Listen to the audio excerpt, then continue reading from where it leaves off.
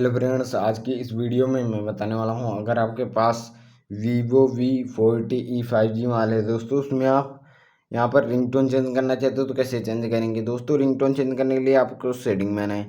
Setting में आने के बाद यहां पे आपको साउंड एंड वाइब्रेशन पे क्लिक कर देना है। क्लिक करने के बाद नीचे की तरफ स्क्रॉल करेंगे और यहाँ पे आपको फ़ोन रिंगटोन पे क्लिक कर देना है। क्लिक करने के बाद जिस रिंगटोन को आप चेंज करना चाहते हो उस पर क्लिक कर देना है। देखते हैं यहाँ पे, तो ये आपकी रिंगटोन लग जाएगी और देख सकते हैं बहुत सारी रिंगटोन दी गई हैं। आपको यहाँ पे कस्टम रिंगटोन पे क्लिक करके अगर आपकी गैलरी में सॉन्ग पड़े हुए हैं तो उनको भी सेलेक्ट करके लगा सकते हो यहाँ पे दोस्तों। देख सकते हैं, तो इस तरीके से रिंगटोन अपने मनपसंद की लगा सकते हो दोस्तों।